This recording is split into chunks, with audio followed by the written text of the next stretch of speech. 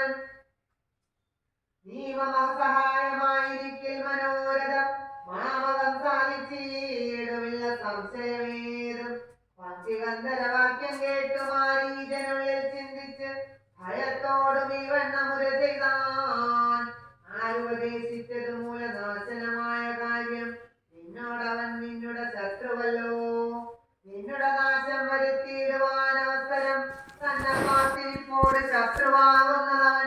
നല്ലത് നിനക്കു ഞാൻ ചൊല്ലുവൻ കേൾക്കുന്നു.